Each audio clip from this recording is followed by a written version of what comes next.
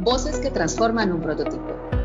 En esta jornada nos encontramos reunidas las maestrantes Ana Leonor Gaitán, Ana Mayuri Callenao, Anny Mancilla Sandoval, Tatiana Melissa Ruano, Zulena Arrieta y quien les habla, Ana Cristina Andrade, todas estudiantes de educación inclusiva e interculturalidad. En este podcast queremos compartirles a todos lo que encontramos durante la validación del reproductor de sonidos alfabéticos. Les vamos a comentar qué funcionó, qué dificultades aparecieron y qué aprendimos al escuchar todas estas voces de estudiantes, docentes y familias. Y más que mostrar un resultado terminado, queremos conversar sobre una experiencia que nos permitió revisar y mejorar nuestra propuesta. para comenzar, yo creo que hay una pregunta que nos ayudó mucho cuando revisamos todo el proceso, la cual es ¿qué pasó realmente cuando llevábamos el prototipo a la experiencia? Así es, porque al principio estábamos muy concentradas en explicar qué era el reproductor de sonidos alfabéticos, qué componentes tenía y desde qué teoría lo habíamos construido. Pero cuando empezamos a mirar la validación, nos dimos cuenta de que la pregunta tenía que ser otra. ¿Qué hicieron los estudiantes con ese recurso?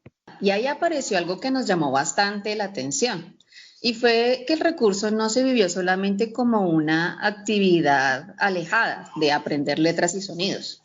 Para los estudiantes también fue una experiencia de juego, de manipulación y de ensayo. Incluso quedó una expresión que para nosotras fue muy, pero muy significativa. Y es que un estudiante dijo, ahora aprender las letras es como jugar y ya no me da miedo equivocarme. Para nosotras esa expresión es bonita y fue algo que sí o sí teníamos que resaltar en este podcast. Exactamente, esa frase cambia bastante la manera de mirar el resultado, porque no podemos decir que el prototipo transformó la autoestima del estudiante o que produjo un cambio permanente. Eso sería ir más allá de lo que tenemos, pero sí podemos decir que durante la experiencia ese estudiante expresó sentirse diferente frente al error. Para mí, ahí está uno de los aprendizajes más importantes. Validar no era demostrar que el recurso era perfecto, era mirar qué estaba pasando en realidad mientras los estudiantes lo utilizaban. Exactamente, y encontramos cosas que funcionaron, pero también otras que no estaban tan claras como pensábamos. Es verdad. Por ejemplo, la combinación de letras, imágenes, sonidos y materiales manipulativos sí abrió diferentes posibilidades de interacción. Pero también encontramos algo que parecía sencillo y que no lo habíamos considerado con suficiente fuerza. Y era el que tener muchos elementos, pues a la larga no significaba necesariamente que la actividad sea más clara.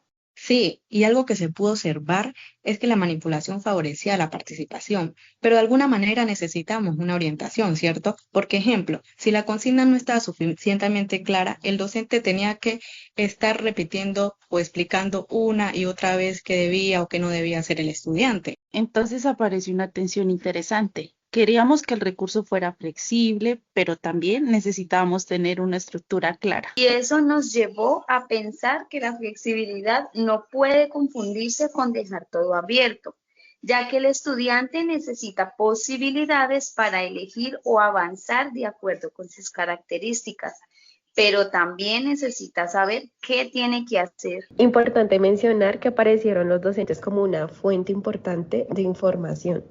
Ellos observaron que el recurso podía utilizarse con diferentes niveles de complejidad y que no era necesario construir un material completamente diferente para cada estudiante. Es muy importante para nuestra lectura del DUA. No se trataba solamente de tener diferentes recursos, sino de ofrecer diferentes maneras de hacerse a una misma actividad. También nos dimos cuenta que revisar algunas afirmaciones que habíamos hecho inicialmente, porque por ejemplo hablábamos del impacto de la autoestima académica y de las características del territorio que realmente no estaban suficientemente demostradas por los datos que teníamos. Por ejemplo, algo que creo es que reconocer eso fortalece el trabajo, porque por ejemplo, no todo lo que planeamos antes de la validación terminó siendo un hallazgo. Totalmente de acuerdo. Aquí podemos detenernos en algo que nos parece fundamental. Las personas no vivieron la experiencia de la misma manera. Por supuesto, los estudiantes hablaron principalmente desde la experiencia de jugar, manipular, equivocarse y volver a intentarlo. Exacto. Los docentes la miraron desde otro lugar. Les interesaba saber si el recurso podía adaptarse, si este era viable y cómo podía utilizarse con estudiantes que tenían diferentes niveles. Y las familias aportaron otra mirada. Recogimos un testimonio que decía: mi hija ahora busca palabras en la casa para decir el sonido de las letras y quiere mostrar lo que aprendió. Uy, sí, ese relato nos pareció realmente interesante porque muestra que, al menos en este caso, el interés por los sonidos y las palabras salió del espacio donde se aplicó esta actividad. Pero también nos dimos cuenta que teníamos que ser muy, pero muy cuidadosas. Por ejemplo, no podemos decir que el prototipo produjo un cambio en toda la familia ni que generó efectos permanentes en todas las casas. Exacto. Lo que podemos decir es que encontramos una experiencia concreta que nos permite pensar que existe una posibilidad de continuidad. Y esa diferencia entre lo que sabemos y lo que todavía necesitamos comprobar fue muy importante durante la revisión de este documento. Claro, porque una investigación también tiene que decir esto lo observamos, esto lo interpretamos y esto todavía necesitamos validarlo.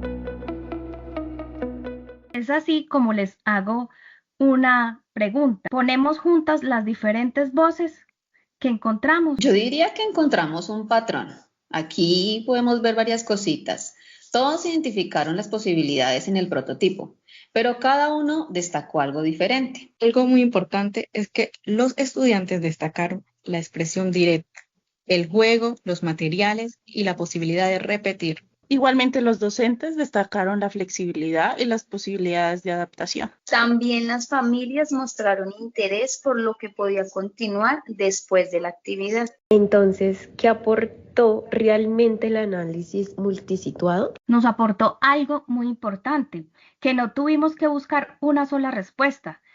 Si solamente hubiéramos preguntado a los docentes, probablemente habríamos hablado mucho de la utilidad pedagógica. Si solo hubiéramos observado a los estudiantes, habríamos visto principalmente la interacción. Y si solamente hubiéramos escuchado a las familias, habríamos perdido lo que ocurría durante la actividad. De verdad, la comparación permitió encontrar también diferencias. Y esas diferencias fueron muy útiles para organizar todo este prototipado. Por ejemplo, la participación podíamos observar que aumentaba cuando la actividad tenía un componente lúdico, porque, ejemplo, eso no significa que la actividad pudiera desarrollarse sin nosotras tener una orientación clara. Ahí aparece una tensión que nos parece muy valiosa, porque el juego y la estructura no son opuestos. El reto es encontrar una organización que permita jugar, aprender al mismo tiempo. Y otra tensión fue la flexibilidad frente a la autonomía. El recurso podía adaptarse, pero todavía necesitamos trabajar para que el estudiante no dependa permanentemente de la explicación de un adulto.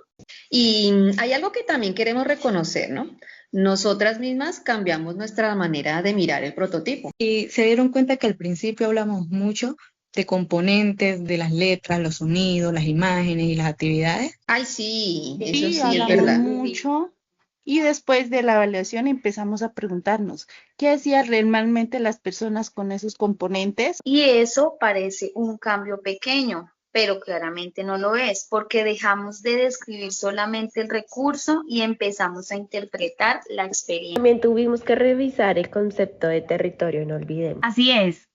En versiones anteriores utilizábamos el territorio como una categoría muy amplia, pero cuando revisamos las evidencias nos preguntamos, ¿realmente tenemos datos que demuestren que las características culturales del territorio modificaron el prototipo? La respuesta fue que no teníamos suficiente evidencia para afirmar todo esto. Lo que sí podíamos sostener de alguna manera era que el contexto concreto de implementación permitió observar cómo se utilizaban los recursos, qué dificultades aparecían durante el proceso, qué ajustes eran necesarios realizar. Exactamente, esa precisión nos parece importante porque no se trata de llenar documentos de conceptos que suenan pertinentes. Se trata de utilizar conceptos que realmente podamos relacionar con lo que encontramos. No como una palabra que simplemente colocamos en el documento, sino como algo que ocurrió cuando las diferentes voces nos hicieron revisar nuestras decisiones.